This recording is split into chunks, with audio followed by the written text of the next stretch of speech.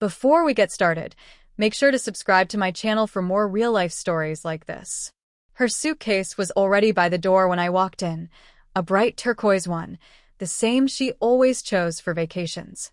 She paced across the living room, phone in hand, her voice light, effortless. When she noticed me, she offered a smile that didn't quite reach her eyes.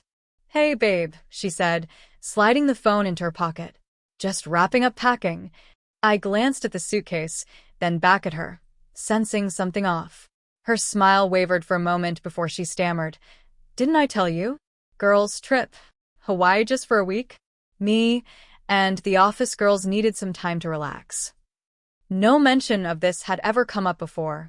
Still, I nodded slowly, hiding the sting of being kept in the dark while she flew halfway across the world. "Right," I said carefully. "You did mention something about that." Her face brightened, maybe with relief. "It'll be good for me. Just a little time apart." The phrase twisted uncomfortably in my stomach. I wanted to ask why she suddenly needed space, but I forced a smile. "Sure. You deserve a break." She kissed my cheek lightly, like a friend saying goodbye, grabbed her suitcase, and left before I could even offer to take her to the airport. That night, the house felt impossibly quiet. I opened the fridge, her favorite bottle of white wine untouched, and realized she hadn't poured herself a single glass before leaving. I scrolled through her Instagram. Nothing. No posts, no stories. She usually shared everything. Lattes, sunsets, little moments. I told myself I was overthinking, yet something didn't feel right. 2 days later, I saw it, not on her account, but on Kevin's. Kevin, her coworker, the one she insisted was harmless. The one she laughed about over dinner saying, "He's just a nice guy. Trust me." The photo was tagged at a beach resort in Maui. A group stood around a bonfire, drinks in hand. My eyes went straight to her, close to him, his arm low around her waist, fingers just visible. The caption read, "Best team ever. #Island Nights." My throat went dry. I zoomed in, replayed it, trying to convince myself it wasn't what it seemed. Maybe someone else's hand. Maybe just a trick of perspective. The next day, another photo appeared. Her laughing in the ocean, splashing him. The kind of carefree laugh I hadn't heard in months.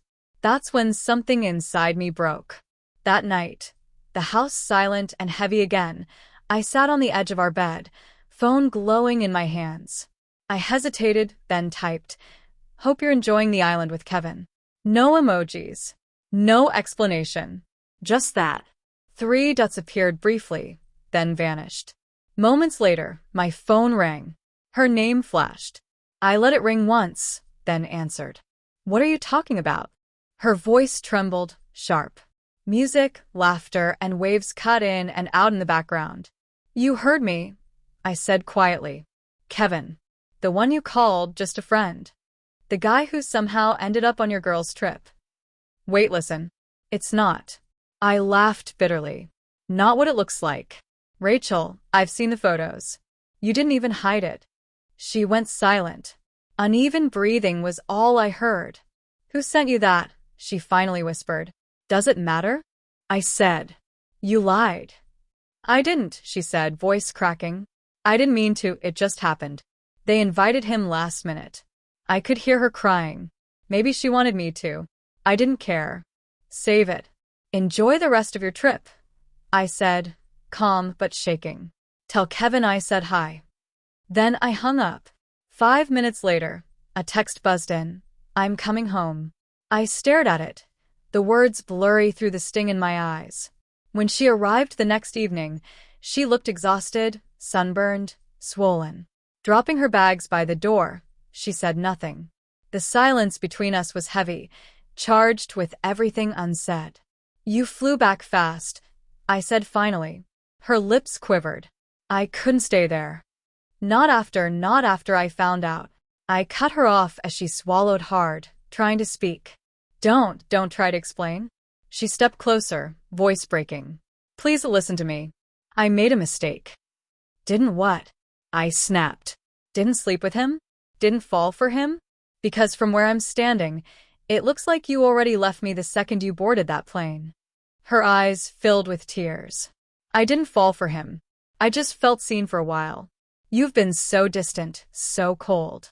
Her words hit harder than I expected. She wasn't entirely wrong. Work, stress, late nights, they built invisible walls between us. I hadn't noticed until she stood outside them. But using that as an excuse shattered something inside me. So, you decided to find warmth somewhere else? I asked. It wasn't like that, she said. It was stupid. I should have told you he was coming. Panic laced her voice as she tried to explain. I stared at her, searching for the woman I married, the one who reached for my hand in crowded rooms. All I saw now was someone I no longer recognized. I trusted you, I said quietly. Even when the signs were there, I told myself you'd never do something like this, she whispered. I didn't mean to break us, she began. But you did, I said. She sank onto the couch, burying her face in her hands. What do I do now? She asked. I had no answer. For days passed. The house was a battlefield of silence. She tried to talk. I ignored her. She cooked. I threw it out. Everything felt poisoned. Then one morning, a note appeared on the kitchen table. I'm giving you space. I'll stay at my sister's until you decide if there's anything left to save. Beside it, her wedding ring glinted in the morning light. I picked it up, feeling its cold weight in my palm. A week went by. I didn't call. Thought about it every night, but couldn't. The hurt was too raw. The image of her laughing with another man burned too deep. Then one evening, scrolling through her Instagram again, a new post appeared. A sunset caption. Some mistakes can't be undone, but they can teach you what love really means. I stared at it, wanting to feel anger, but all I felt was exhaustion. Betrayal doesn't end with the truth. It lingers, quiet, sharp, long after the shouting stops. Sitting in the empty house, her ring still in my hand, I realized something painful. I didn't know if I wanted her back, or just the version of her I thought I knew.